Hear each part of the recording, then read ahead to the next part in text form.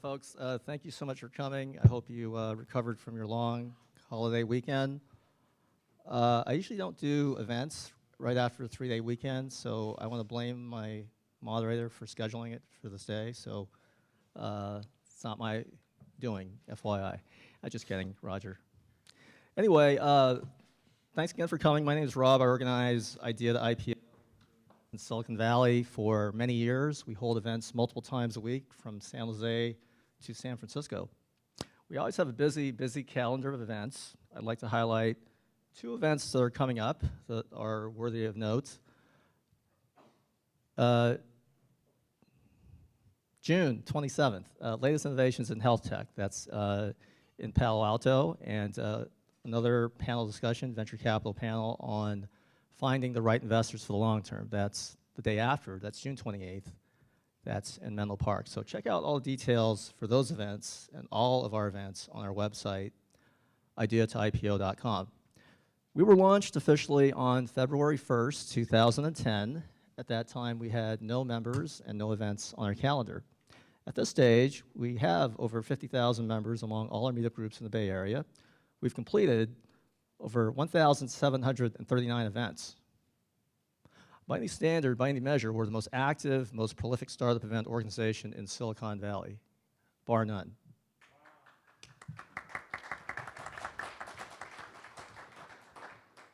Thank you for all that sincere enthusiasm. I appreciate it so much. Our mission is to promote entrepreneurship, support entrepreneurs, build community, and provide value in the Silicon Valley startup ecosystem. To that end, we provide content that is practical, actionable, and relevant, stuff that you can actually use to succeed as entrepreneurs.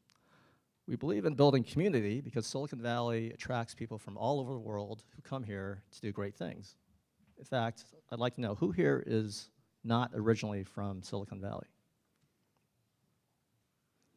Who here was born and raised in Silicon Valley? Cool. Welcome. Anyway, whether you are native or whether you just arrived last night, it's important for us to provide multiple channels for you to meet people, build relationships, and grow your network.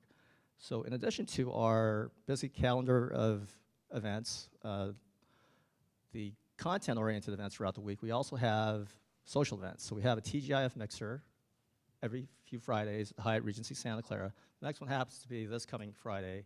So check that out. You're all invited. I know you're busy on Friday nights, most of you, but just in case, you're welcome to come check it out.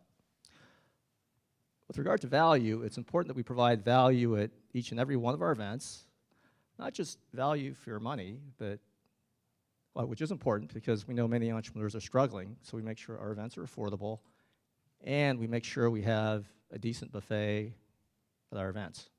Was this buffet decent? Well, let's thank Royce Law Firm for that decent buffet. Most importantly, at each and every one of our events, we want to make sure we provide value for your time, which is your most valuable resource. And I always have to ask every time, anyone here getting any younger? Not today. Anyway, when you invest your valuable time to come to our events, we want to make sure you maximize your ROI.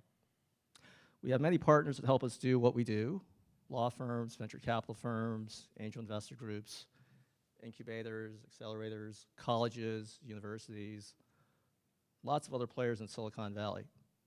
Tonight, we're grateful to the College of San Mateo for hosting us at this beautiful venue. Is this a beautiful venue? Yeah. We've held many events here, and we look forward to many more. They're a great partner, and we're honored and privileged to be collaborating with them. So I'd like to have Samantha from the College of San Mateo and Small Business Development Center come up and say a few words. Let's hear it for Samantha.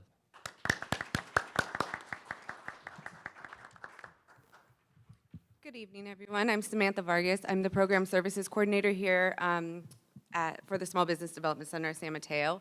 We are lucky enough to be hosted by the College of San Mateo. It is really exciting to come up here every day. Even though I was born and raised and went to school here, it's definitely a lot prettier than it was when I went here, but it's nice to be here every day. So what we do, the Small Business Development Center, we offer free business advising for people trying to start their business, people that have been in business for years. If they're looking and they need some advice on certain parts of their business, they'll contact us, and we will follow up with them. And depending on their situation, set them up with an advisor in the area of expertise that they need. We also have free to low cost events. Some are held here, some are held at the Entrepreneur Center in San Bruno, which is through Skyline College, which is part of the San Mateo Community College District. I have some pamphlets on your guys' chairs. The one is just general information about the San Mateo SBDC, and then the other is Passion to Profit, which is coming up on June 8th. That's Thursday. It's 4:30 to 9. We are partnering with the Renaissance Entrepreneurship Center, which is based in East Palo Alto. But the event will be held here on this floor in this area. If you guys can make it, it'll be a great event. Yeah, and that's all I have for you. Enjoy tonight. And if you want any more information on the Small Business Development Center, you can go to our website. It's sanmatoesbdc.org, and all of our information and my contact information is there if you have any other questions. Thank you. Okay, some of our other partners are here tonight. I'd also like to have them come up and say a few words. Let's hear it for Brian and Cloud Brigade. Applause. I'm just going to go sit down. Well, hi, everybody. I'll make it real quick. I've been helping Rob out for about 6 years now, and I really enjoy meeting entrepreneurs and helping entrepreneurs. I guess you could say I am a revenue generation specialist, so I help small businesses find customers. I can also help introduce you to resources related to funding. I'm a limited partner with a private equity fund that works with startup entrepreneurs called Prime Resonance, so I can introduce you to folks if you're ready to pitch. A lot of other things, so if you have questions about sales or digital marketing or about funding, or if you need introductions to people in the industry, I'm more than happy to help you guys in any way I can. So thanks for being here, and thanks to our panel, too. All right, next up, we have Ali from Planner.ai. Let's hear it for Ali.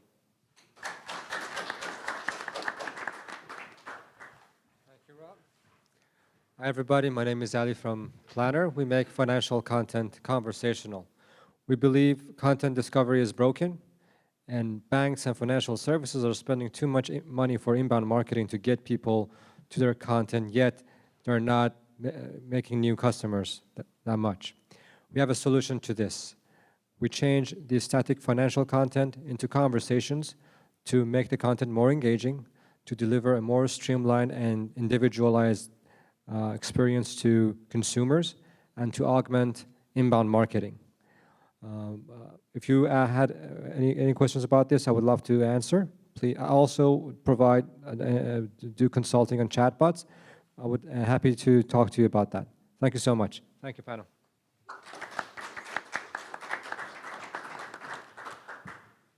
So though our local mission is to support entrepreneurs here in Silicon Valley, our greater mission is to democratize entrepreneurship and innovation all around the world. So to that end, we have a robust YouTube channel, youtube.com/idea-to-IPO. We have tons of videos on our channel. We've documented and archived many of our events. And this content is available on demand, anytime, anywhere, totally free of charge, whether you're in San Mateo, Palo Alto, Maui, Moscow, or Timbuktu. Who's been to Maui? Who's been to Moscow? Who's been to Timbuktu? Who's been to Guam? Anyway. Point being is anywhere you have access to Wi-Fi, you have access to great content that we produce. And our partner in this endeavor is Tim Jeggers of Jeggers Films, one of the top professional videographers in all of Silicon Valley. Let's hear it for Tim.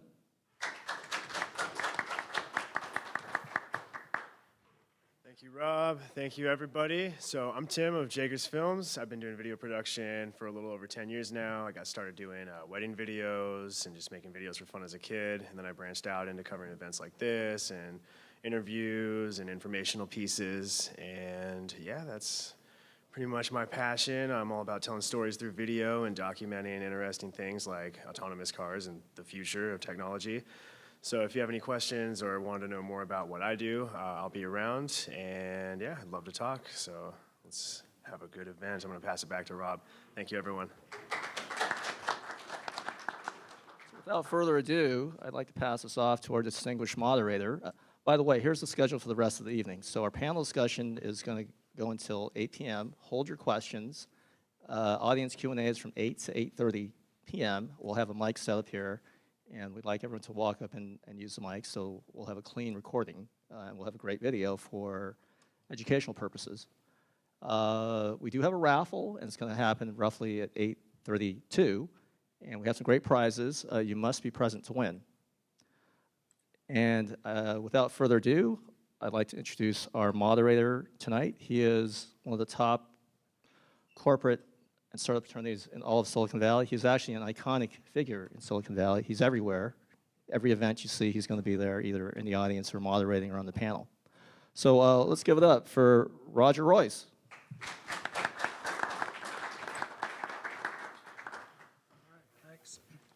Thanks, Rob.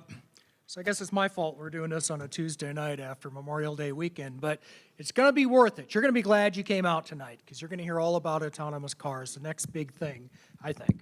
So I'm Roger Royce. I'm the founder of the Royce Law Firm. We're a startup company law firm primarily. We have about 30 lawyers based in Menlo Park, offices in Silicon Beach and San Francisco. And like Rob was talking about the community that he creates around here with his Idea to IPO group, but we view ourselves as a community builder as well. We not only provide that legal service that people need, but also create that community through our vast network of investors, strategic partners, licensees, licensors, possible acquirers. It's what really sets us apart. So, autonomous vehicles, I gotta tell you a story. So I come from a pretty big family. I had 3 brothers, and I remember my dad used to say that, gee, I got 4 sons, 3 of them turned out okay, and one's a lawyer. So that was me. And one of my brothers who turned out okay, he actually is a truck driver, owner-operator up in Spokane, Washington. And last winter, he sent me this newspaper clipping. He actually cut it out of the newspaper and mailed it to me, of a self-driving truck. And it is just, just think about that for a minute, because here's a guy who just sent me a clipping of the machine that's going to take his job away from him, the thing he's been doing for, 40 years now. And the implications of this are just profound. And that's just the start. That's just the start. We've all heard about Uber and what's going to happen there. And I do a lot of work with agriculture and companies, and we had a Japanese group in our office just a couple months ago showing me video of their self-driving tractors that some guy in Tokyo can control. They didn't have to control it. They just program it and let it go. This is really amazing stuff that we're going to hear about here tonight. And we have got a heck of a panel to talk about it. So before we get started, I think it's good to know who we're talking to. So entrepreneurs, any entrepreneurs in the audience, raise your hand. Any investors? Oh, found the investor. It's right over there. Okay, service providers like myself, a couple of us. Okay, so we've got mostly entrepreneurs. You're probably here to learn what's hot, what's cool, what the next big thing is, what this self-driving stuff is all about, or maybe you just have some general interest. So our panel, Andre Guziak, did I pronounce it right? Yes, you did. Close enough. He's an entrepreneur and executive. He is a serial entrepreneur. He founded Beat the Traffic. He sold it a few years ago to the Weather Network, basically. He's also an angel investor in selected technology companies, the kind where he can act as a good catalyst or advisor where it makes sense for him to stay involved. He's published about 40 peer-reviewed papers, journal articles, and book chapters. He's an inventor of about 40 U.S. patents, and he is the author of You Can Be a Silicon Valley Success. He's also an investor in a couple of autonomous car companies. Okay, whoops. Oh, sorry, AJ Ramachandran. Raise your hand. Oh, wait, you got a name tag. You don't have to do that. He's a former serial entrepreneur and angel investor. He's now a VC and a founding partner at, wait, you're going to like this, Happiness Ventures, a venture fund that invests in technology companies led by entrepreneurs who want to make the world a happier place, sort of like Disneyland for the VC world, I guess. They have almost $500 million under management. They do both early stage, seed, and Series A startup and growth. He also has co-founded the international incubator SourceN based in Bangalore, India. He's been a co-founder executive in 10 startups with 6 acquisitions and 2 IPOs. Holy cow. Okay, Mario Herger is CEO and founder of Enterprise Garage. It's a boutique strategic consulting group focused on foresight thinking, innovation, and intrapreneurship. He's been a senior innovation strategist at SEP Labs in Palo Alto for 15 years. He's also a book author. His book is called The Last Driver's License Holder. Yeah, so that gives you an idea what that's about. And Mario was telling me earlier that he believes that the last person who will ever have a driver's license has already been born. So I want to hear more about that theory. And then finally, Mark Mengler, he's the co-founder of Understand.ai. It's an AI company based in Berlin and San Francisco. He holds 2 master degrees in computer science, where he specialized in machine learning and entrepreneurship. He's co-founded multiple startups that have been funded and has also received a scholarship for Entrepreneurs First, the leading deep tech accelerator in Europe. He's also a champion competitive chess player who has played against world champion chess players. So we have got one high-powered panel here tonight to talk about this new technology. So I'm gonna go off the script right away, even though Rob gave me a script. And I'm gonna ask you guys to tell me, because it's a little fuzzy to me exactly what we're talking about when we talk about autonomous vehicles. I mean, I think I kind of know what a self-driving car is. I've seen self-driving tractors, but I know, for example, Mario, you have kind of a bigger vision of this. Maybe you could spend just a few minutes telling us what it is we're here to talk about tonight. What is the topic in your mind? Why don't we start right here on the end and just let each of you take it. Yep. Well, it's a... Make sure you use the mic. Use the mic, sorry.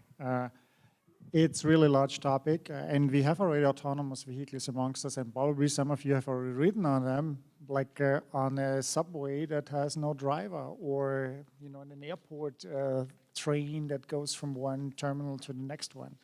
Now, we've seen those who live in the Silicon Valley have probably seen autonomous vehicles.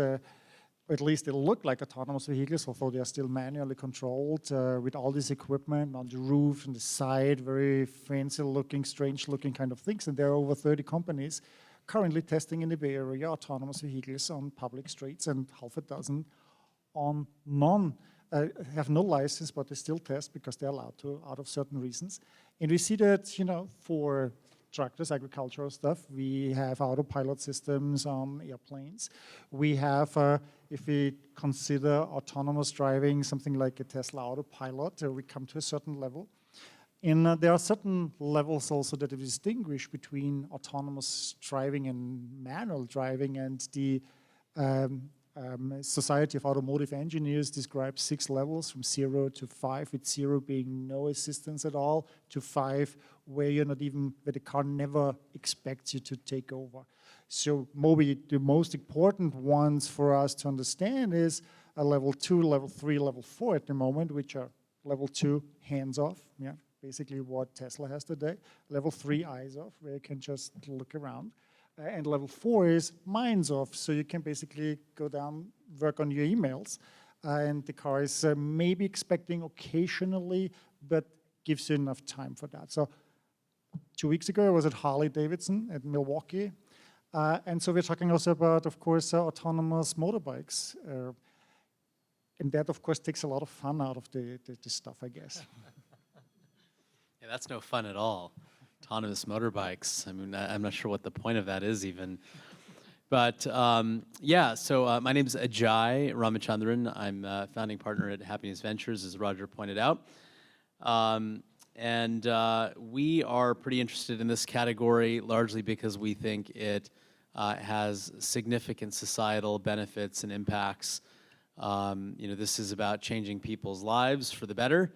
You recapture an hour or two of your commute every day, and you can be productive, or you can just Netflix and chill.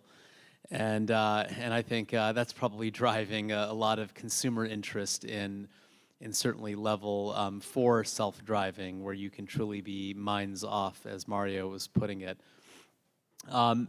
Level 5, of course, goes one step further, minds off and no steering wheel. And that is coming, and we are all being prepared for it through all of the cool technology that is already available and in market right now. Beyond autonomous vehicles, we have kind of a slightly broader point of view. We're looking at connected transportation as a whole, which goes a little bit beyond autonomous vehicles and considers other forms of transportation, including last mile, which is how do you solve the last mile commute when you get off public transportation? How do you get to your actual destination? And those are genuine problems, you know, considering that the majority of all commutes in the United States are under 5 miles. Solving that last mile problem actually is a really important one to go after, amongst a number of other, I think, interesting ideas, including some of the bigger ideas like autonomous flight. So we already have autonomous flight today. It's been, in fact, the term autopilot came from the aviation industry. And we are now seeing a renaissance in that category as well, where there could be personal vehicles, drones, or vertical takeoff landing aircraft that enable people to get from point A to point B in a super efficient and cost efficient fashion. So we're excited about all of it and investing in some of it. Yes, so I think the term autonomous vehicle currently doesn't describe what we are capable of. And I think that what we currently have is only a glimpse in what we will achieve in terms of autonomous vehicles. But also, we shouldn't underestimate how much more energy and we need to put in there. I'm sure many of you know the Pareto principle, or have used the Pareto principle of 80-20. Autonomous driving is not an 80-20 problem. It's a 95% problem, at least. So what we currently got is very far away from what is necessary to be socially accepted. Autonomous driving in general has a social problem in that if it doesn't get 10 times better than the human approach, it will not be socially accepted. And that's what we are working on. We're at Understand AI working on verifying how good your algorithms work in terms of perception. And from that, I can say that we are still very far away from solving perception, and thus also from solving anything that follows from perception, which is planning and then acting on the basis of what we perceive in the environment around us.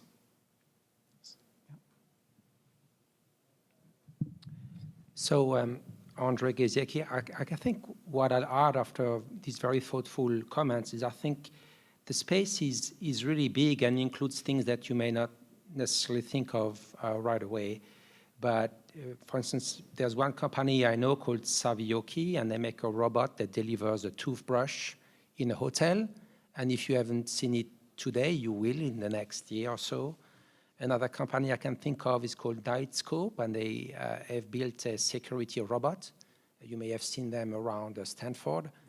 They created an issue when actually they ran over a child, which is actually the child is just fine. And but these are very real applications, and I think a lot of people think about their commute, and they may actually read their newspaper, and they probably is going to happen one day.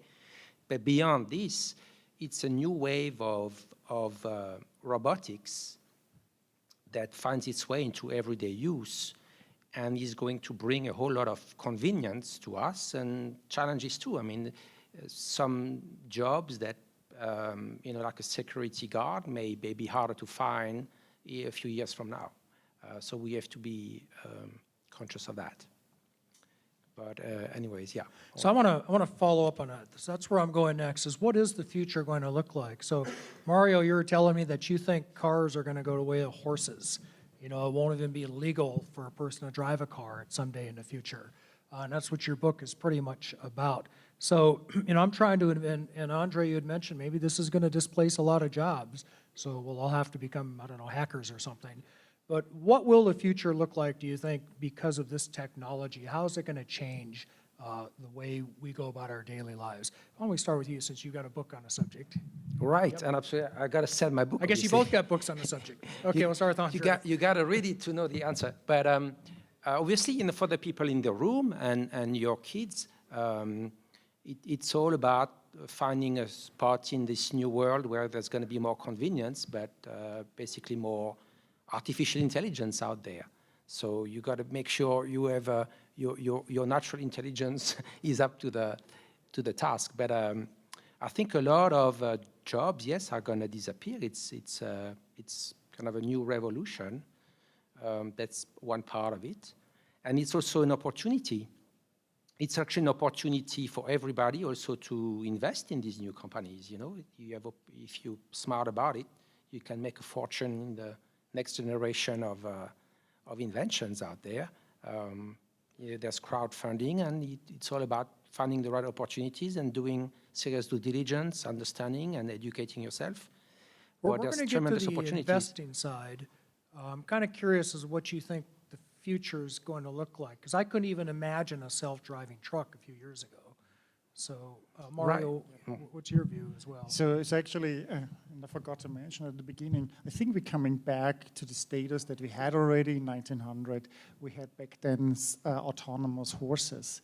So we didn't have to look at the street and focus, but the horse was just, you know, finding its way and trying to avoid an obstacle. And the car was actually a step back to that. We had to totally focus on the whole street. So finally, we come back to the times of horses. We cannot remember that because we were not born at this time.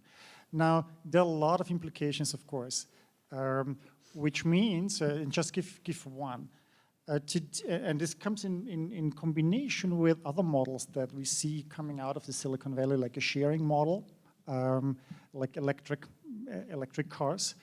So that suddenly we need much less cars on the roads because we could just, you know, I'm not owning my car anymore. Or if I own a car, it just drives me to work and then it just works for me by picking up other people. And we could, simulations have shown that for Lisbon in Portugal, the capital, 203,000 cars could be replaced by 26,000 robotaxis that would be able to cover even the rush hour rush. In Singapore, it would be a third of the cars that are today in Singapore on the roads, and Singapore is, because of the size of the smallness of the city, only few cars. So suddenly you have much fewer cars on the roads, and they don't need to park. So just to give you a fun fact, we have for every car in the US, 4 parking spaces. Do you know how much a parking space costs to build? It's around $20,000 to $30,000 that a surface parking like this one costs you. A garage parking is around $40,000. So if you calculate the value of all the parking spaces and you know, summarize that, they are more worth than all the cars on the road.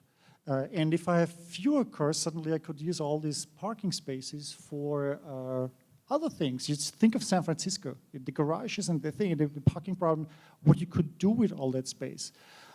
So for me, there is a lot of opportunity where we waste tons of resources. In the US, for example, a car is parked on average over 50 minutes a day. Is in use over 50 minutes a day only. That means it stands around for 23 hours. In other countries like Germany, it's even worse. It's 23 hours and 20 minutes. So the German word for car is actually Fahrzeug, which means literally driving thing. Actually, it's a standing thing because it's not really driving. So it's a huge waste of resources that we have here because it's just parked out there. And this is one of the largest possessions and most valuable possessions that people have. So here we start already diving in, and we could then look at other industries of how much an apartment costs rise because they're required to have parkings, and we talk about 15 to 25%.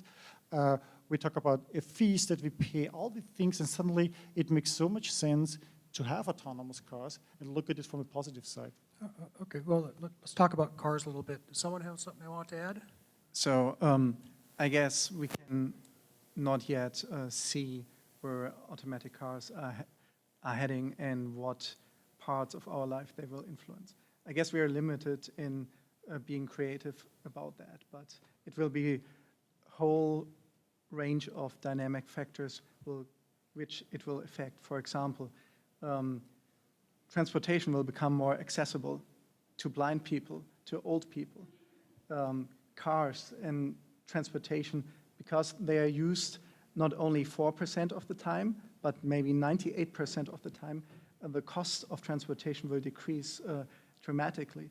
And this will mean that cities won't be as interesting to people, and people will move into suburban environments again, because it doesn't matter how you get somewhere, because you will get there automatically, autonomously, and on the way there, you can do your business, you can even sleep. So it will impact each and every part of our lives in ways that we cannot yet imagine. Let's talk a little bit about the technology challenges. And Mark, let's stay with you. Since I got a German on the panel, I have to ask some philosophical questions, especially about the AI that's involved. And we chatted a little bit about this earlier, but a human, is called upon to make certain decisions, and sometimes those are moral judgments. So the example that we all hear about and we use is, what if the car is about to get into an accident? It has to make a choice, whether it's going to run into a school bus or run into a group of people or something like that. That's one technology challenge that I can think of. So let's pause on that. I mean, is the AI going to be able to keep up with the robotics and be able to actually control this?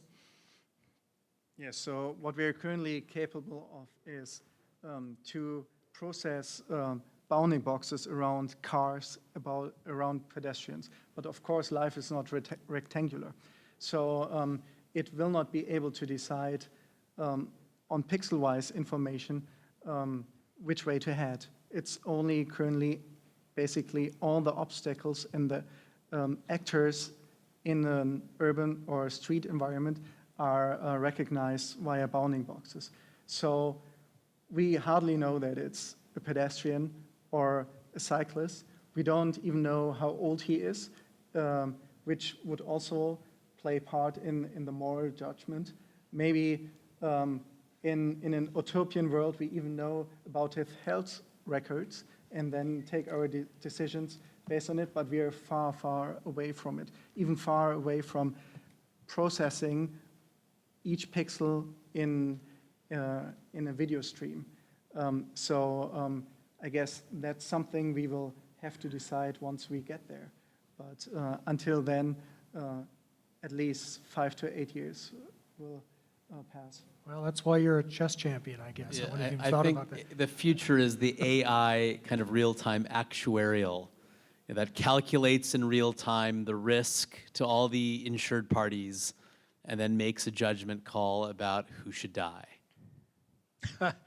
That's basically what Mark just described. Yeah. But I would add that in the meantime, the data shows that cars have gotten heavier because they are supposedly safer, but the bicycle fatalities are up by 30%. These are actual figures that are quite recent.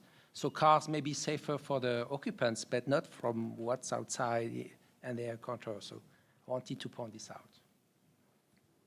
So Ajay, I wonder if we could pause on, I know you've got some strong feelings about this. Anything else you want to add to that? I mean, let's take it from the more positive perspective. How is this going to promote happiness in the world?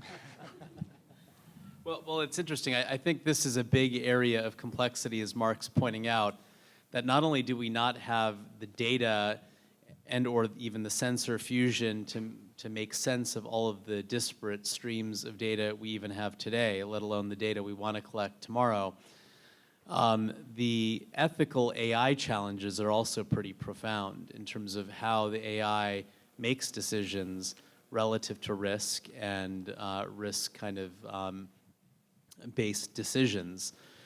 And I think these are real challenges that very few people have solved or endeavored to solve. And I think that's all part of that future that we're describing, where an AI might pick up elderly parents or your kids and get them from point A to point B. And so we're going to invest in and put a lot of trust in these technologies, but there are a number of practical gaps that actually need to be closed. The good news is the majority of them are solvable, but some of them are kind of fundamentally complex because they touch on social issues as well as kind of issues of morality that push the envelope beyond where most technologists are typically comfortable playing. So I think there's a lot of work to be done, not only from a technology perspective, but even from a policy and regulatory perspective. And it's all going to come. I think what will happen is technology will push the envelope. The cars will get onto the roads. Things will happen, sometimes not great, sometimes terrible. And society will need to work it through and continue to iterate and improve and optimize as they go forward. I think Mark made a great point earlier, which is that the technology does need to be at least 10x better than the alternative, which is a human-driven vehicle. Maybe it needs to be 100x better to truly get that kind of mass adoption and comfort that this is the right technology to convey our most precious cargo, our lives, right? So those are big challenges and big opportunities as well. That's why we're here, because some of you might actually be endeavoring to solve some of these problems. Now, some of the more moral AI, kind of ethical programming kind of challenges, I don't know if they're a today problem or a 3 years from now problem, because there are still some basic blocking and tackling issues that need to be addressed in the short term. But that isn't to say that there aren't big, sophisticated opportunities to go after that are probably high-value opportunities as entrepreneurs to solve. Maybe Ajay, I want to follow up here. Sure. Maybe we want to talk about why we're actually doing autonomous vehicle development. And there's just one number to look at, and this is 40,000, and this was the number of fatalities in 2016 in the US. We had 1.2 million people who got injured in car accidents. And worldwide, on a global scale, we have 1.2 million fatalities in car accidents, in car crashes, with India and Russia leading there with 100,000 fatalities alone in India, which is just mind-boggling if you think of that. And in the US, it rose because 2 years ago it was only 35,000, And this is because we get distracted. We have now our social media on our phones, and we're doing this. So 94% of all these accidents are human errors. So not technical errors or other errors, these are human errors. And if you can get the human out of the equation, it would mean we would save 38,000 lives every year in the US alone, and take out 1.1 million people from getting injured and taking them out of the healthcare system, so to speak, from that thing. So if an autonomous vehicle or a vehicle that has some autopilot function is already safer, the questions will soon come, why haven't we implemented the technology? We have the technology. It showed that this Tesla Autopilot, when the National Highway Traffic Safety Administration checked into this first fatality of an Autopilot customer, Joshua Brown in Florida last year, it figured out that Tesla not only was not to blame, but only that the Autopilot mode was 40% safer than the manual driver. Out of the data, out of the hundreds of millions of data of miles that Teslas were driving in autopilot mode. So now imagine, and I don't want you to have that happen, that one of your relatives or friends is injured or dies even in a car accident, and you start asking the question, why don't we have the technology available? Why are the legislators holding back? The ethical problem here starts right here. We have the technology and we're not implementing it because we're so afraid that a self-driving vehicle kills somebody when we already have now indications that some of these technologies will reduce actually the amount of potential crashes. Yeah, interesting. Ajay, I want to go back to something you started to talk about, and that's the opportunities in this space. We're here with a room full of entrepreneurs. I'm sure they're curious as to what our panel thinks are the opportunities or the problems to be solved, the places, and maybe what's too crowded, what they should stay away from. Andre, I know you've got some background in traffic, and maybe this is, and that's a big problem. If you live in San Francisco Bay Area, you know that. I don't know. Yeah, I can think of a lot of other Yeah, ones. self-driving cars are supposed to solve that, so I'm anxiously waiting. Been waiting for many years, but it's going to come. I am too. You know, as you're talking, I was just thinking maybe people won't break into my car anymore if they're self-driving. That's one good benefit. But getting back to what are the opportunities for our audience here of entrepreneurs, technology entrepreneurs, if there's something that you think is a really good piece of this that they can start to develop, is this all big company stuff, or is there something here for a startup? I throw a couple, but I think mapping is going to become, again, a very interesting area because self-driving cars needs better map than the center line, the traditional center line that Navtech, et cetera, have been doing. They need essentially three-dimensional maps of the surroundings.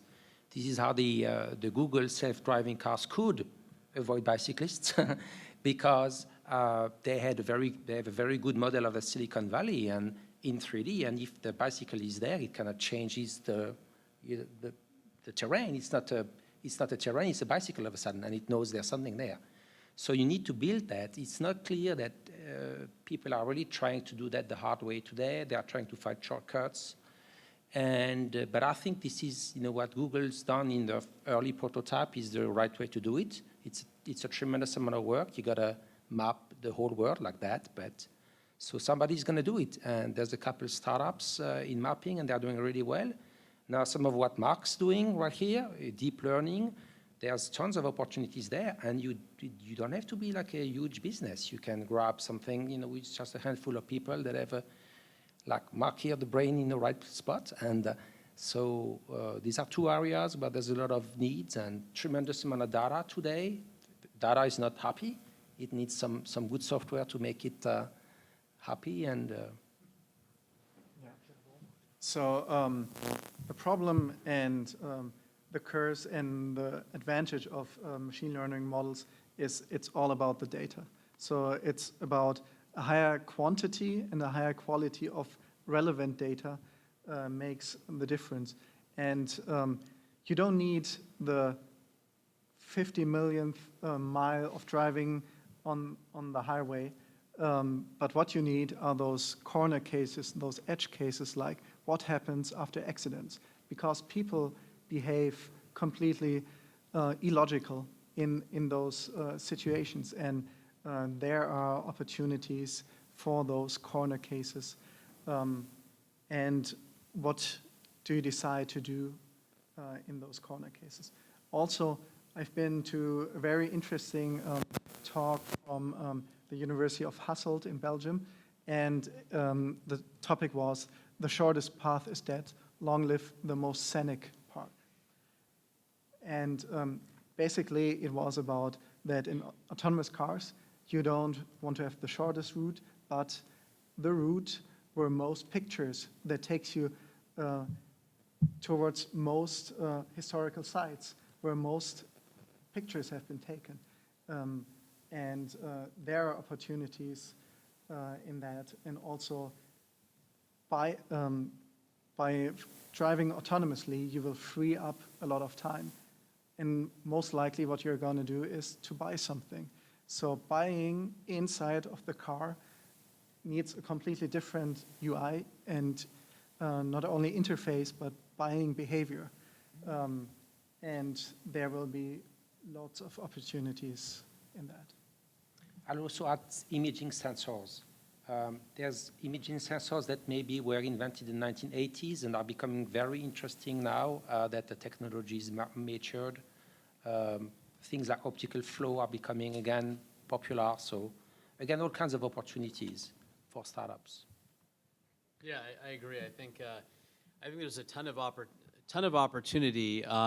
We tend to like startups that have kind of self-contained markets and opportunities where you can build a business that isn't necessarily reliant on integration in a very complex value chain and industry. So we tend not to invest in things that are that are component or kind of supply side to the automotive manufacturers, but really looking at businesses that are transformative in nature, that are bringing entirely new business models and opportunities to life. So imagine self-driving cars that can shuttle your kids around safely to school, or a drone that could do that for that matter. And technologies along those lines that are, again, just self-contained, fundamentally transformative, and not necessarily reliant on integration into the value chain. I have the feeling it's like an onion. So we have basically in the middle, in the core technologies that can be from a large company like Waymo or Ford or Mercedes, building a whole car, the whole stack, the whole autonomous vehicle, to building just working on the mapping space, we're working on algorithms, working on sensors that are coming there, working on operation systems, to the other layer of development kits and test routines and algorithms and data annotations that you do. But this is the core of that. So there are all these opportunities. Alone, I think in Silicon Valley, CB Insight, an analyst group, showed that they identified 260 plus companies working in the autonomous vehicle space. And then based on that top, now once we have that, imagine how do you entertain people in the car? What additional services do you offer, such as cleaning robot taxis so that they are maintained? How do you charge them? All the charging infrastructure that you need around that. What do you do with the big data that's coming out there? Do you use that, for example, offer additional services, or is a city or a community using that to better plan infrastructure projects and so on? So I think this you see. Whatever topic you're interested, there are opportunities at the moment just around that thing. And I'm not even able to imagine how far this could go in the space of autonomous vehicles. Lots of ideas. Let's pause on our last one about the big data. I do a lot of work in the agriculture industry, and we used to call it big data because these machines are collecting tremendous amounts of data around ag. Then we called it predictive farming because it would tell the farmer what to do. And now it's moved on with AI tools to what we call prescriptive. It'll just go and do it. It'll just water the plant when it needs to be watered. I kind of see that these machines are going to be gathering, like you say, tremendous amounts of data. So I guess if I'm a startup entrepreneur looking for a cool project, maybe it would be ways to figure out how to turn that data into something actionable. Ajay, would you invest in that sort of company? Sure. I mean, I think analytics companies that can make sense of all of the data are always interesting businesses. The key is not to overreach. I think when you try to do the prescriptive actions and the autonomous decisions, sometimes the level of complexity and integration, interaction there tend to make it difficult for those companies to get customers and get into market. But I think that, and that's true of a lot of companies in the IoT space that try to kind of push that integration envelope too far in the early days versus earning the right to do that later. But yeah, I think analytics is a great category. There's tons of data, a lot of information to harness in mind, and probably a lot of great opportunities and insights to be gleaned there.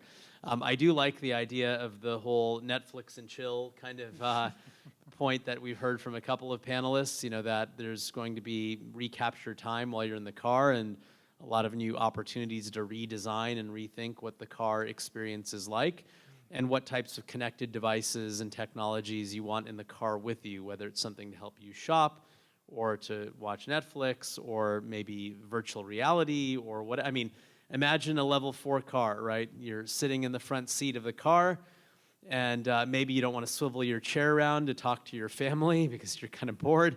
So you look outside and you have an AR, VR, heads-up display or something that makes the car a ride, right? So every day is, Great America or Disneyland, you're on a ride, having fun, playing a video game, but interacting with the real world around you. And every 4-year-old kind of has done that when they sit in the back seat of a car. Certainly, my kids did when they were younger. They imagined all of these, experiences going on around outside of them, and they were playing a game. It was a creative game, but that was their own form of AR and VR. So imagine playing a game when you're in the car every day. So there's so many things that we haven't even kind of. It's so hard to fathom or even imagine what comes next and how these experiences shift and change. I'm so looking forward to all of you coming up with some great ideas or working on some great projects that you can share with us as investors, and hopefully one of you are going to help redefine that experience in a fundamental and transformative way. Does anyone else want to add anything to that question about what's fundable and what's going to be successful and where a good place to put your efforts? I've got investors, I've got advisors, I've got serial entrepreneurs on the panel, so I don't want to leave this topic just yet.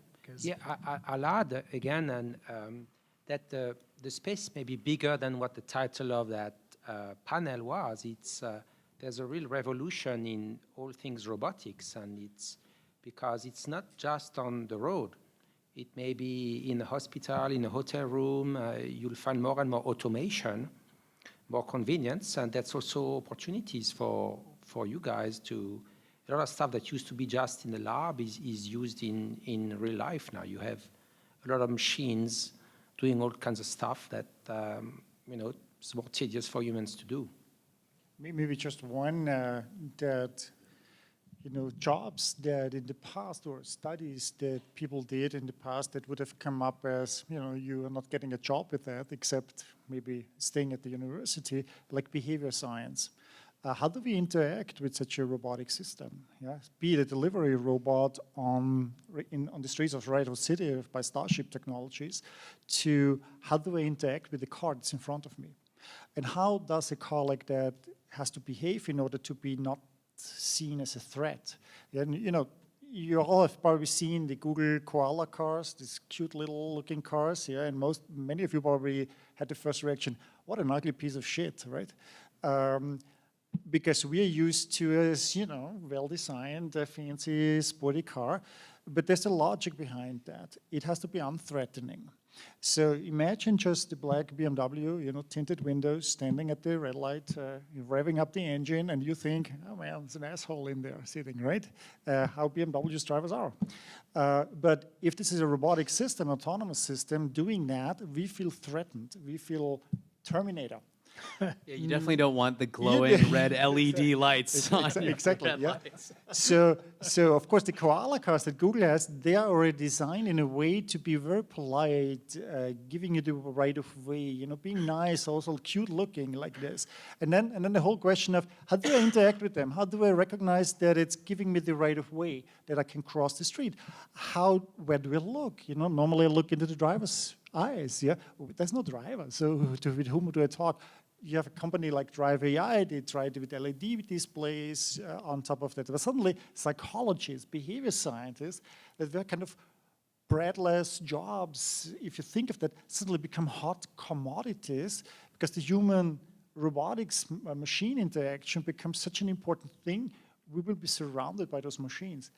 Like for example, security robots, and you mentioned the security robot by Nightscope Yes. In Stanford, yeah? So it turns out that little kids, yeah, the one that was driven over was a little bit too small for that, but kids around the age of 4, 5, 6, 7 tend to abuse robots. So if they're alone with that, they start banging on it and kicking it and doing all this stuff. So you have to put in self-protection systems, not that it's just shooting it. No, it looks as if there's a small person coming, a little person coming at me. It is trying to escape to a taller person because this is supposedly a well-meaning adult that saves the robot out of self-preservation. So I think this is a wholly interesting, totally interesting area that goes just beyond sensors and big data, but really about behaviors. And this will become, I think, way more important than all this commodity sensor stuff that we have today.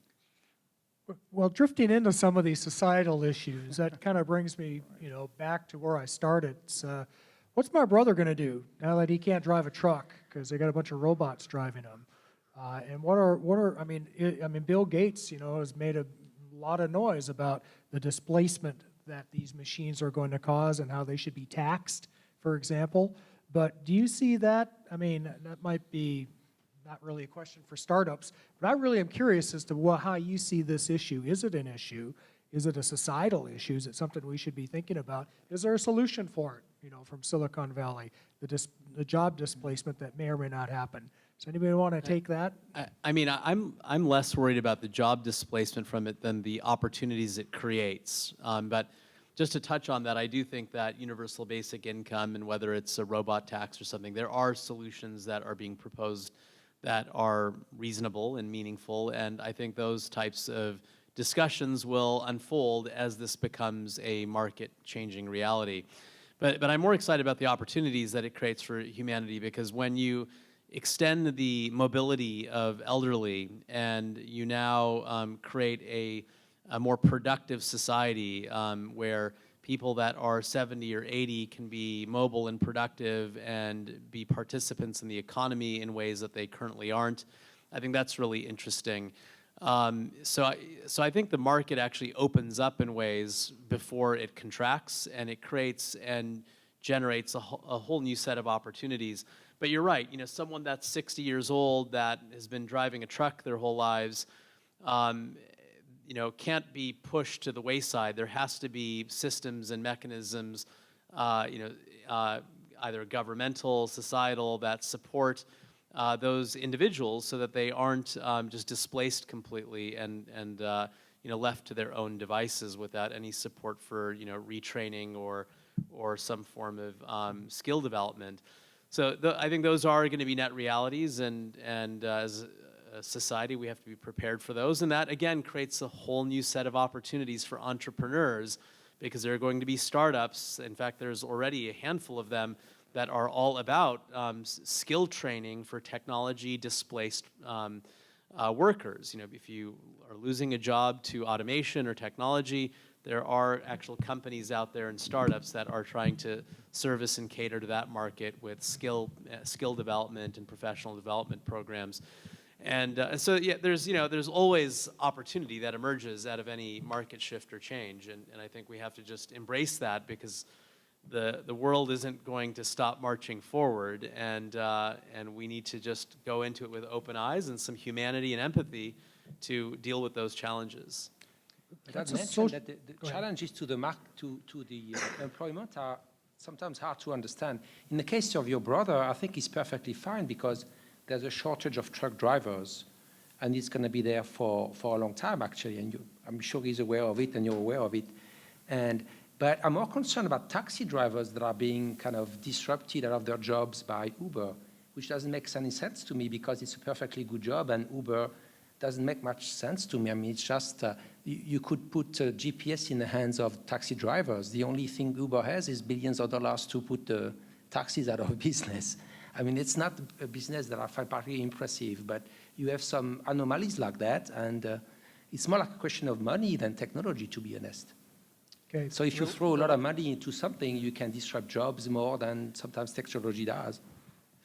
I'm less concerned about the number of people that are being displaced, and this will be a huge number, actually. We talk about truck drivers, 3.3 million in the US that we have, 500,000 taxi drivers or Uber drivers. Uber drivers today are kind of an intermediary solution. They will be gone in a few years.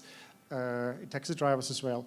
And a lot, like traffic police, traffic judges, car mechanics. If we come with electric vehicles where we have, instead of 2,000 components for the engine, only 17 for the electric motor, where mechanics lose 70% of their jobs, where there's no maintenance and no oil. All these things are coming down there, but it's the speed with which this change is coming that's unprecedented.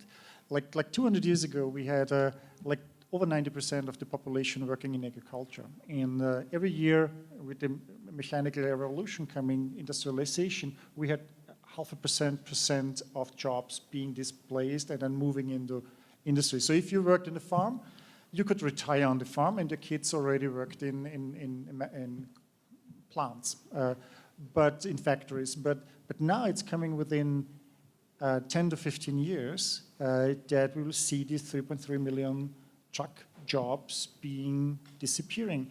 McKinsey had just a study saying that basically in the next 10 years, every month we will lose up to 25,000 trucking jobs, even if there's a shortage of truck drivers today.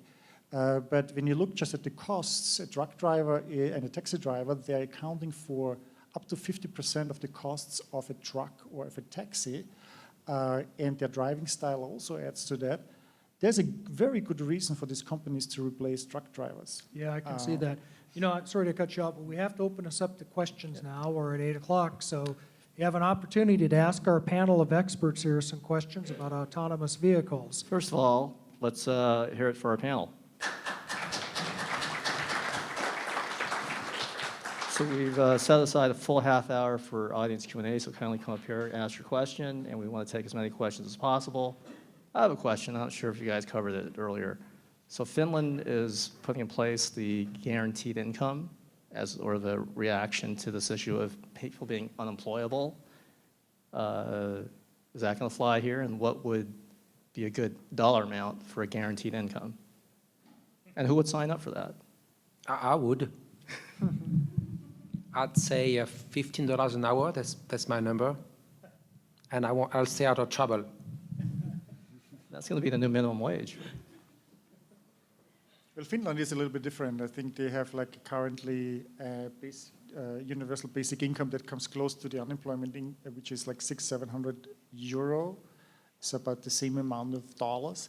And the first results are out there. It turns out that people have fewer health-related problems because of the stress of having to find a job and fearing to be taken off the unemployment salary. I think Canada is doing it. And I think even Auckland, I think there are 2,000 people being currently served with universal basic income. But universal basic income is just one solution, one potential solution. I think a larger problem is that we have this gut instinct that this is kind of a ideological thing, you know. Conservatives would call that this is communism. Basically based on a 200-year-old concept that Karl Marx and Friedrich Engels then developed. But the speed at which a change is coming requires us to, you know, go away from our ideological standpoints that this is communism and lazy people should not have to eat and should I mean, this is a whole discussion that we have today in this country and the whole split that's coming up. But technology brings a change that requires our society and politicians to discuss that in a different way than they had it done before. And I think that Silicon Valley actually is driving that discussion because the voices that are promoting that they're coming a lot of people from here. And venture capitalists, top venture capitalists talking about that. Let me add to that because, so another idea is a negative income tax, and that's gaining support more and more, even among conservatives, even here in Silicon Valley, even among libertarians, just because of the technology advancements. But I think I have another view is that, because we've heard this before, that, oh, gee, you know, this machine, this John Henry complex, this machine's going to replace my job, and then, but then another job pops up. I mean, somebody has to, you know, creates a demand for something else that maybe society couldn't afford again. So it sounds a little bit like, I don't know, maybe it's a real issue, maybe not, but that's just my perspective. You guys want to add to that? Yes, I think we should reestablish the hippies of the 1960s. It's really missing. You know, we live in a society without protest and true kind of, yeah. So that was my comment on that. But yeah, I think it's a concern of mine. Too much of that, you know, you could have some other trouble that surfaces. So not enough voice for the people who feel they don't, they can't fit in that, you know, mercantile society process. Thank you for the terrific content. So I'd like to take this on a tangent, and let's imagine that it's 30 years from now, sharing economy has matured and autonomous vehicles, drones, and vehicles are out there. Now, what would be the next frontier to keep life exciting and less scary? Should we start thinking about who owns the moon, so to keep it open for, let's say, explorers to start mining planets as a new frontier for human beings to, let's say, extend life out of this biological body and create cyborgs? What's the picture that you see beyond, the scary image of autonomous vehicles and negative income tax and all that? Thank you. Wow, that's a good one. That's in like ultra moonshot territory. No, I think there are a lot of great things that could be tackled before we get there, like autonomous flying vehicles. So I would say let's solve that before we get to maybe colonizing other planets. But look, there are plans out there for colonizing other planets. Buzz Aldrin has a plan to help us get there in the next 10 years or so, and to get to Mars. So there's a lot of cool things happening, and who knows, maybe that'll be part of the future. A combination of biomolecular assembly with CRISPR and Cas9 will just grow new, humans and species on other planets. We won't even need to send anyone there. We'll just send the biomolecules there with the assembly technology and create people. Yeah, and from just a little side remark from a technological side, autonomous flying cars is a much easier problem to solve because there's less variance in the objects that are up there in the sky. So probably we should tackle that as well. Oh, yeah. Well, if you like this category, check out, of course, Kitty Hawk, which is backed by Larry from Google. And also, you should look at Lilium, which is a European startup based in Germany that has developed a vertical takeoff landing flying taxi service, all-electric vehicle, incredibly cost-efficient to manufacture and operate. And so when you think about kind of that future where that form of transportation becomes democratized and accessible and people can get around from point A to point B a lot easier, it again creates more opportunities in this world than it probably takes away. And I think, yes, maybe helicopter pilots get a little bit impacted or displaced by that long term, but hopefully it creates a lot more opportunities by opening up trade and economies that weren't as easily connected or accessible as they were before. Thank you. First, thank you very much for all your opinions on this very exciting area. I definitely agreed on there are like a lot of opportunities in self-driving car, autonomous vehicle, but just casting a little bit of doubt upon how viable these opportunities are. So in terms of this area, I feel like if you want to get into any of the opportunities, it really requires a lot of data, a lot of techniques and understanding and machine learning. And there's no way really for you to sort of compete with the big players like Waymo and Tesla, like how much data they're generating every day from just capturing and their own vehicle. And also in terms of the other aspect you guys mentioned, how you can sort of blend into the vertical, sort of not to create another like autonomous vehicle and try to create other opportunities, for example, entertainment within inside these vehicles. I feel like this type of thing is different from like the mobile and the web era, where things are open source and you always have opportunities to jump in. But it feels like this is all closed source. You really don't know what's going on until some company jump out and say, we made it. No, actually, it's a good concern, yeah. So big players with a lot of money and, Google and Apple, and they have tons of cash available. But there are at least 3 or 4 now open source projects for autonomous vehicles. So putting the source code, Udacity is one of them doing that. And there is a lot of resources on videos and images and other resources that are open source from different entities like universities and others who have done that. So I think it becomes easier to start a fully autonomous vehicle, but still it is expensive because you need to have a vehicle, yeah, and you need to build that. You need equipment. It's definitely more difficult, more challenging than just building an app and starting an app. But the opportunities are larger. Just one example: just a few weeks ago, Voyage spun out of Udacity. Oliver Cameron, who was the development lead for the course program for the Udacity nanodegree program, spun out his own software and car vehicle. Basically, he builds the whole stack with the open source things. So there is opportunity, but it's not easy, of course. Yeah. So from a technical side, you see a democratization of almost everything in that area. So frameworks like TensorFlow are open source by the big companies. Algorithms are published on arXiv, where it's freely accessible to everyone in this world. There is a there's social pressure that the researchers upload their code to GitHub because there have been some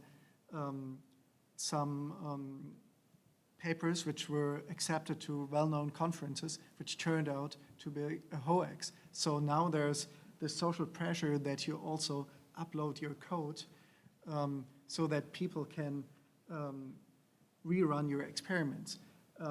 And in the end, basically, the only thing that's left is data.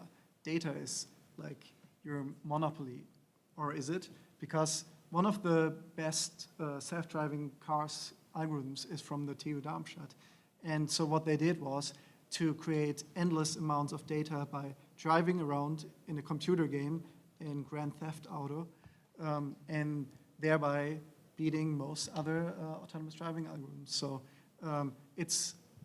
there are endless possibilities in the virtualizations of and training in virtual environments, and thus they are also accessible to each and every one of us. We may also rely on regulators, actually, yeah? Because regulators, in the end, after an accident happens or a fatality, they need to be able to analyze that from a forensic perspective, what happened.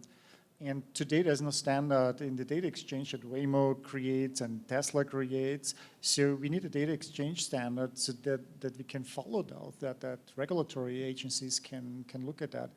And there may be legal pressure from those regulators to open up those things, and that would benefit a startup that you may start and benefit from that. And then also the learning that those things have. So you don't want to have just enclosed the Tesla fleet experiencing certain behaviors or encounters of the car, or the Waymo example where they encountered this elderly lady in an electric wheelchair chasing ducks on the street.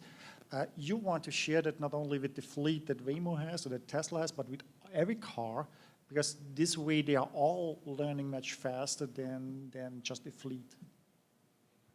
Thank you. My name's Donna. I'm the co-founder of an autonomous flying car company. Autonomous flying car company? Yes, I'm a co-founder of an autonomous flying car company. So we're trying to solve these problems. And thank you for bringing it up for me. But I'm really excited to hear what you think about the last mile problem, because that's one of the problems we're addressing with our product. We're trying to, autonomous vehicles are happening whether we like it or not, because it's going to be safer than human drivers. And once it's safer, the standard for safety in vehicles, it's got to be the best solution. So maybe. So can I ask the last mile problem? You mean with that from today's public transport to your home, or do you mean with the self-driving vehicle? Ideally, just complete freedom of movement, like a pigeon can fly around the city from your house to wherever.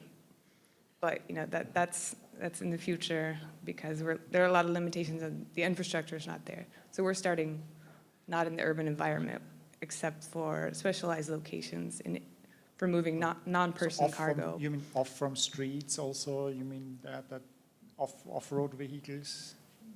Off-road, last mile, that's what you mean? Well, I'm interested because we're building products right now that Yeah. you can't ride in the city because it's just, obviously, we can't do that yet. But when it happens, it'll be interesting to see how that fits into the last mile solution overall, because it's not just going to be one solution, it's So maybe our everyone's panel, could different you needs. maybe explain what the last mile problem is so we all are on the same page? So the last mile is basically when you take today public transport, you know, get a train station, and then you still have to walk 2 miles to your apartment. That's the last mile, the last 2 miles, or the last mile problem. One of the expectations is, and I do here conditions, one of the expectations is a self-driving vehicles, they're waiting for you at the station and then taking you home. Well, the question is, do we need then still public transport? Because I just sit in the autonomous vehicle and drive then to my destination. So my assumption is that the local public transportation will disappear. This is too expensive.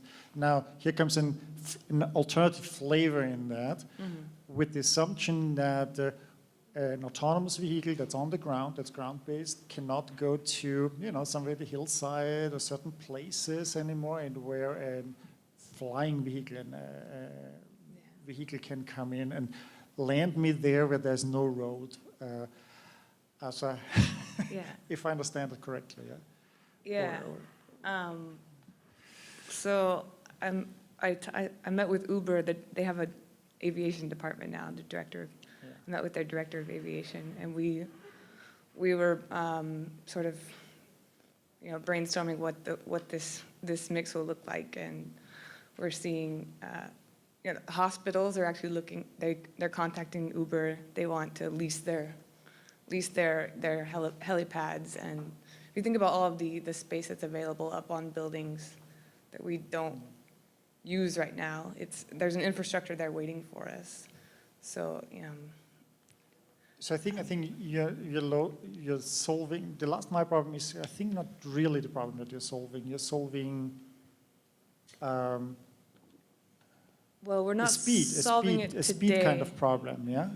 Efficiency, yeah? Yeah, that's maybe the name. So I'm not bound by roads that were designed first by humans walking, then by Right. horses walking on that, and by cars driving that, but you just take any route you can in order to get in a straight line or in a more straight line there. Yeah. So you solve an efficiency problem. I think that it's not really the last mile. The last mile it would be only where there are really no roads, I guess. I would add, I don't know so much about aeronautics per se, but there's a huge opportunity to help the disabled go from A to B. Not just physically disabled, but think about mental retardation. And today, a lot of services, even these folks are entitled to with the American with Disabilities Act, they can't access because they don't have transportation. Uber may be the greatest thing in the world, but there's Uber drivers don't always have the necessary background checks to actually transport the disabled. So there's no drivers for the disabled, and they don't know how to get to A to B. So I don't know what exactly you do in your startup, but if I was going to do something with transportation today, that's what I would do, because there's a market for you right there. It's just, not enough drivers to transport, disabled kids and for even getting the disabled safely to the next bus stop would already be a lot of the solution. Then they can actually, some type of assistance to get them on the bus and to their destination. Yeah. And you would see a lot more ridership in the bus system. That's another thing, people don't think of. So just wanted to throw this out. Okay, thank you. As others have said, thanks very much for this interesting and stimulating discussion. Excuse me for a minute while I sort of still form the question. There are probably two questions I got. The first is, do you see any unique privacy issues arising as we develop these solutions? And perhaps related to that is, are we constrained by our view of what we're replacing as a consumer product and a autonomous product to begin with something that might be more connected to a central data structures and greater infrastructure? That becomes an infrastructure solution for society, not a consumer solution. That is, where do I drive my muscle car?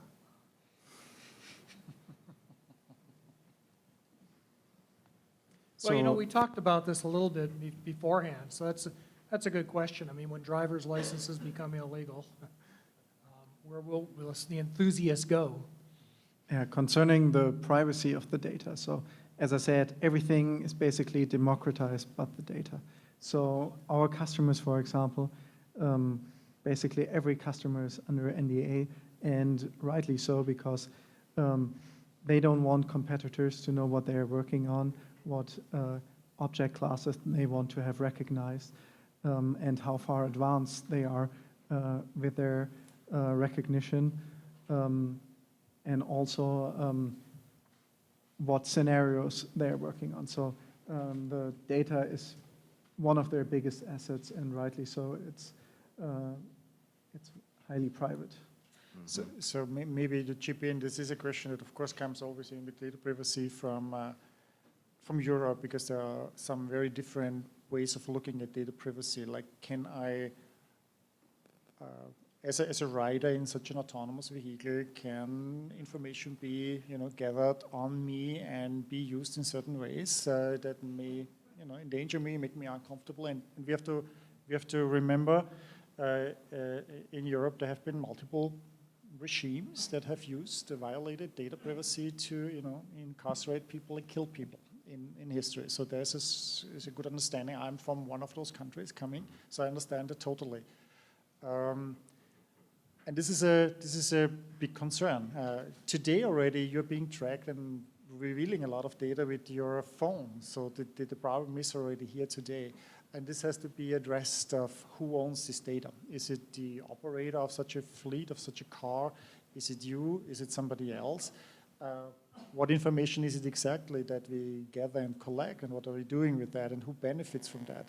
There's a lot of data to be amassed and a lot of value.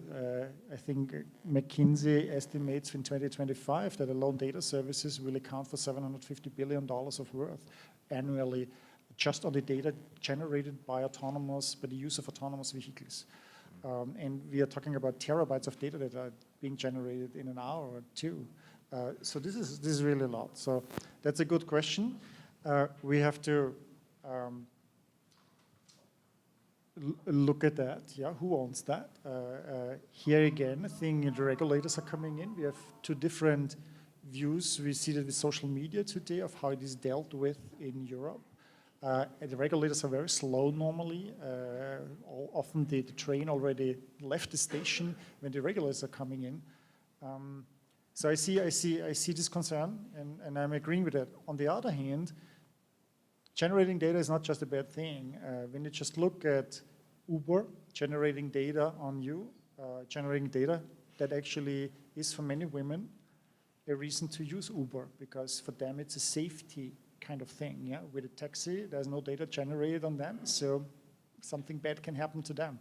And for many women, this is a positive thing to use, to have data generated in that. So we have to see both sides. The second question, what was that? I'd like to comment on the privacy question really briefly. I think Mark Zuckerberg said privacy is dead or something to that effect at some point recently. And I think if you embrace that idea, maybe giving up some of your privacy as a consumer in exchange for free transportation might be a really cool thing. Like, imagine getting into a car that is entirely paid for by the advertisers that are reaching you in the vehicle while you're being transported around. Who's building that ad network? Anyone out here building that ad network yet? Right? Because that would be kind of cool, right? If I didn't have to pay for my Uber or my transport from my home to, you know, the city or in the city or whatever, it'd be pretty awesome to have that. And as a consumer, I'd probably be willing to give up a little bit of my privacy or a lot, like I've already done on almost every other social media network and digital channel already, right? So it's just, I think that's something that that we should probably look to embrace, and there'll be models that exploit that. I think the second question was about consumer product versus infrastructure, and whether or not, you know, am I giving up my muscle car to now be part of some citywide transport network that shuttles me around? I think the answer is yes and no. You know, I don't think it's going to happen overnight where every single vehicle is, you know, an AI driving you around, and where there are no kind of human-driven cars on the road. It's always going to be kind of a hybrid environment, unless, you know, maybe the federal government steps in someday, however unlikely, and says this is a lot safer and more efficient and makes a ton of sense, and we should just standardize on electric self-driving cars going forward. That's pretty unlikely. So chances are there's going to be Harley Davidsons and, you know, Ford Mustangs and whatever else, you know, suits your fancy on the road that you're going to be driving right alongside the level 2, 3, 4 self-driving car. In fact, there's going to be all of those on the road too that are all going to be figuring out how to cooperate on our streets. So I think it's going to be a bit of both. I guess my hunch is, and as was it Porsche talking, because they are manufacturers of such muscle cars. And the idea is, I think that it goes the way of the horse. The horse is not, you're not riding the horse on the highway today. Yeah, you ride them on locked, on closed path, on closed circles. And I think that will be the same with muscle cars that, you know, on the weekend, maybe the Highway 92 may be open just for muscle cars, for manually driven cars, or along the coast that they drive down. But during the week, but during other days, not, because it's just unsafe. And you'd have to buy a certain insurance. That's way more expensive for that. And no regulator who is sane, you know, would want to. We cannot imagine that maybe today, because we're all driving cars today, but in 10, 15 years, it may be very, very different. Okay, thanks very much. Thank you. I think we got time for one more question here. Actually, I have two really simple questions for you guys. So on the first one, it's basically based on what I've been hearing as well as reading, that is the consensus, the autonomous level 4 autonomous vehicles is going to appear or enter the market by 2020. But it wasn't really clear to me, or I haven't really read any like specific information on when is a level 5 or driverless car going to enter the market. So I'm just wondering when you have any view on this. And the second question I have is obviously autonomous driving is a big disruption in the auto industry. And I was wondering down the road in 10, 20 years, how about those current big automakers, the big 3 in Detroit, the big 3 in Germany, who is going to stand in the future, and is this going to be Tesla's and other current autonomous driving startups going to be the next wave of big autos, or Ford and Mercedes are going to still? So I can talk. I can talk to the disruption. Yeah. Sure. I was last year in Austria, and we commemorated our former emperor who was 100 years dead, and I was in the Royal Carriage Museum looking at a carriage that he rode himself, and that was kind of the Porsche of its time, yeah? Luxurious, elegant, sporty vehicle. And he had 6 of them and 21 of this maker. And this maker's name was Karl Marius. I've never heard of that maker, because what happened to him, the automotive industry that came up there in 1900 disrupted him. And when you look at the backgrounds of automotive pioneers, back then, you know, Henry Ford, he was a mechanic, Ferdinand Porsche was an electrician, Nicolas Otto was a gunsmith. So they were all like mechanics, gunsmith, electricians, but not, surprisingly, not carriage maker, not horse breeders, not anything else in that industry. There are a few exceptions. Studebaker was one of the carriage makers that made it into the 1960s. And when you look at the backgrounds of those people driving the automotive revolution that we see today, these are all computer scientists, roboticists, AI people. Yeah, Elon Musk is physicist. No car makers, no, not the one with this background in there. Now, having said this, Clayton Christensen, the Harvard professor who coined the term disruptive innovation, in his PhD, he looked at industries, and he has continued looking at that underwent disruptions, and looked at the top 10 companies in that industry before the disruption, and looked at the top 10 companies after the disruption. 50 to 80% of the incumbents from the former generation disappeared in the next one. They were not there anymore. What does it tell us for that, the indication? There's a high likelihood that many of these companies that we know today as automotive manufacturers will not exist as independent companies or not exist at all. There are good some candidates that may not make it, yeah? Those who have not done much. BMW may go away, Volkswagen as a brand may go away, Porsche, who knows? Mercedes may have a good chance, yeah? Honda, I don't know, maybe they not. Yeah, Mazda, they're probably gone. So yes, this is a huge disruptor that's coming. Tesla is predicted, if they are successful with the Model 3 delivery, to become the most valuable company, surpassing Apple. So you see the dynamics going on there, but it's completely open, that field at the moment. Any other comments from our panelists before we wrap it up? Yeah, so most OEMs are currently working on models that will be hitting the market in 2021 in what will feel like it's level 3, level 4. That's a matter of definition, but what they will sacrifice for is those edge cases. So in 99% of the cases, or 99.5% of the cases, everything will work out, but not in the edge cases, because life is too high dimensional to properly model it and to capture it in data. And so we will see, of course, a lot of cases where those autonomous cars will fail. And then, just as with most things in life, it's a sinus curve. So you have ups and downs, and things will begin to cool off in that period, because it's not where we anticipated it to be. But this is just a natural stage of development that autonomous driving will also go through. And I guess it's our responsibility as people from the Valley to not overhype the topic too much, because especially the media has a tendency to do so. And we're the pacemaker for what the rest of the world thinks about how advanced we are in terms of autonomous driving. So I would lower the expectations. So the precious thing that autonomous driving will be received at the time when it's ready, and not when the media says it will be. Okay. Well, thank you very much, and thank you, panel. Back to you, Rob. Let's give it up for Roger Royce, our great moderator. Ladies and gentlemen, stay in your seats. We're at the time and the point of the event you've all been waiting for. I know that's hype, but the raffle.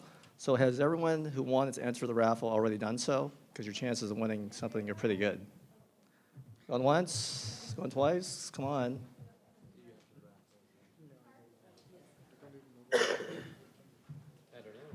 All right, so let me start with our first prize. So our first prize is this classic book, Dead on Arrival, How to Avoid the Legal Mistakes That Could Kill Your Startup, by Roger Royce, the man himself. And you can get it autographed, and you can get a photo with the man himself. Okay, so Chrissy, the winner is...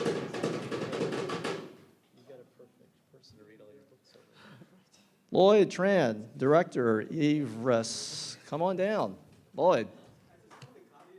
Yeah, we'll get for you.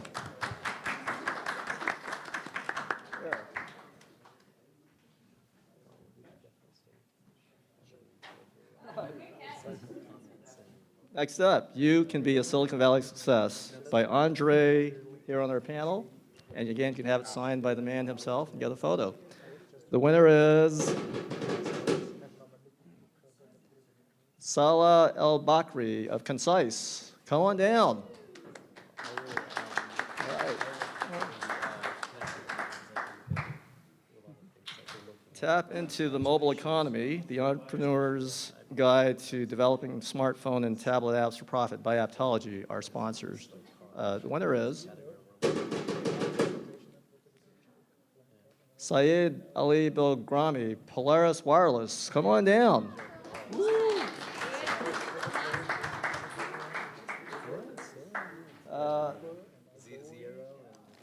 Classic idea to IPO polo shirt. Just in time for summer. The winner is Stone Zhang of Nav Info. Come on down. Here's our grand prize. No, tonight it's not $100 cash, but maybe next time. It's the free pass to Idea to IPO proprietary events for June of 2017. That actually might be worth over $100. We have a lot of events lined up in June. And the winner is, the suspense is killing us. The winner is Sumati Sharan Stewart of Intel. Come on down. Well, that's what you get for leaving early. Next. And the winner is Virender Aluwalia, Executive VP of Finance, Singularity University. Come on down.